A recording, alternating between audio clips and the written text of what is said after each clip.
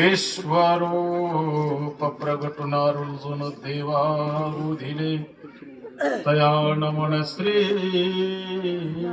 कृष्णराया जो चौगीचा अधिष्ठात्री अमुका सिद्धी जयाची घरी तू माता पुरी राज्य करी तया नमन श्री दत्तात्रया जे अवधूत वेसे क्रीडा करीते सुपी पुंजी भरुणी गोमती मध्ये घालिते बावणा पुरुषा विद्यादान देती तया नमन श्री चक्रपाणी जे आत्मा रमणी रमती नगरामध्ये क्रीडा करीते कुर्मिते ब्रह्मपदानेती तया नमन श्री प्रभुराया जो शरणागताचा वज्रपंजरू अरताचा उदारू तो नमिन कृपेचा सागरू श्री सर्वेश्वरू स्वामी माझा भगवान श्री दत्तात्रेय प्रभु महाराज की भगवान श्री दत्तात्रेय प्रभु अवतार दिन महोत्सव या प्रस्तुत प्रसंगी अवतार दिनाच्या निमित्ताने या ठिकाणी ज्यांच्या शुभ हस्ते ध्वजारोहण संपन्न झालं असे माझे ज्येष्ठ मार्गदर्शक आदरणीय श्रद्धेय प्रातस्मरणीय महंत श्री रामचंद्र बाबाजी तेल्हारकर त्याचप्रमाणे ज्यांच्या कुशल मार्गदर्शनाने हा कार्यक्रम गेल्या 21 वर्षापासून सातत्याने संपन्न होतो आहे असे आदरणीय श्रद्धेय महंत श्री एलेराज बाबाजी प्रमाणे या कार्यक्रमाला ज्यांचं शुभ चिंतन आणि भक्तांना आशीर्वाद आहे अशा ज्ञानवृद्ध वयोवृद्ध तपोवृद्ध गुरु माऊली फुलारी मठाच्या संचालिका पालम येथील आई त्याचप्रमाणे सर्व तपस्विनी भगिनी आदरणीय प्रभाकर दादा अंकुळनेकर उमाटवाडीकर आदरणीय नामवंत जष्टंबराया हो दयाला मला भेट द्या हो दत्ता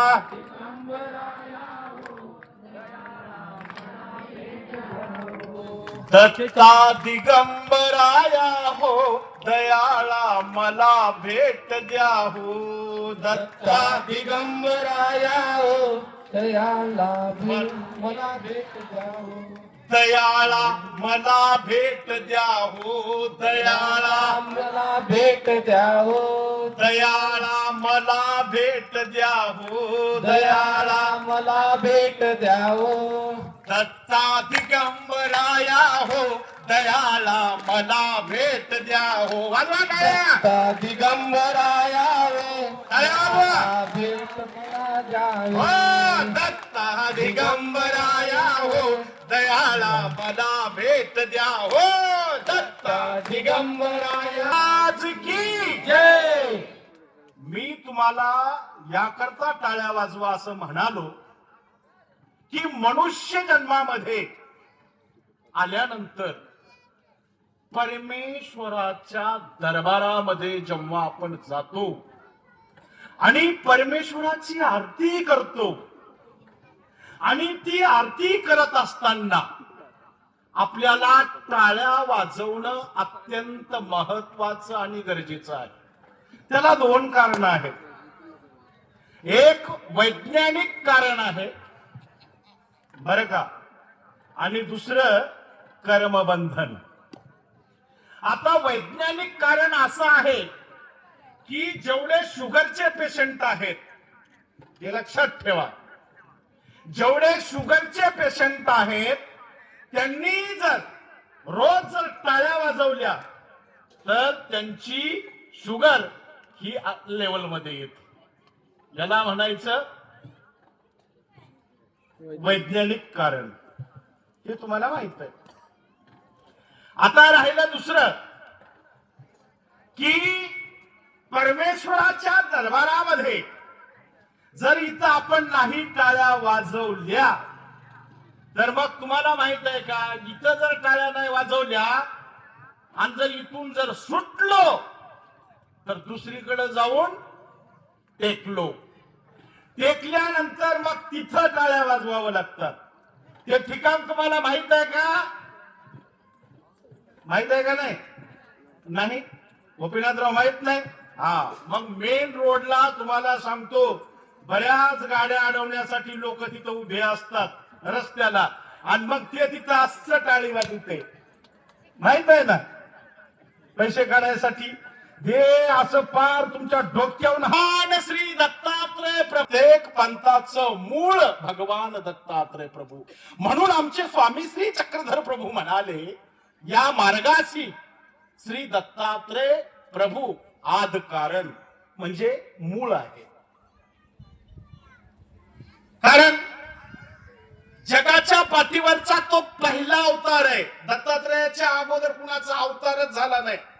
जगाच्या पाठीवर कोणता देव नाही, धर्म नाही. हा, म्हणून जवळजवळ दत्तात्रय प्रभूचा अवतार म्हणजे 52,05,000 वर्ष ओलांडले.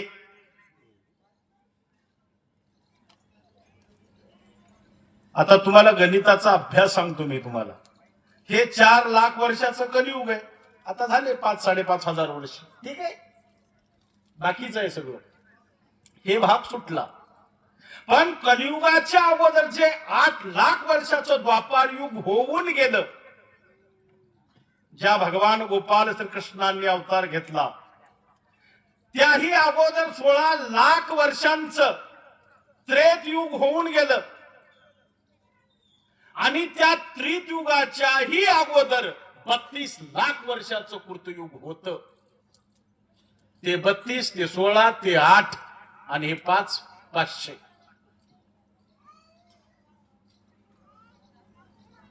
म्हणून हा भगवान श्री दत्तात्रय प्रभू हा परमेश्वराचा अवतार. आता परमेश्वराला सृष्टीमध्ये जेव्हा अवतार घ्यायचा असतो तेव्हा तिथल्या सृष्टीचे जे नियम आहेत, तिथली जी व्यवस्था आहे, त्याच व्यवस्थेप्रमाणे परमेश्वराला सुद्धा माणसात यावं लागतं. आता परमेश्वराला माणसात जेव्हा यावं लागतं तेव्हा त्याला माणूसच होऊन यावं लागतं. त्याला माणसात जायचंय आणि दुसरं रूप घेतलं तर मग माणसात कसं जाता येईल? ते तर घाबरतील ना वाघ होऊन आल्यावर.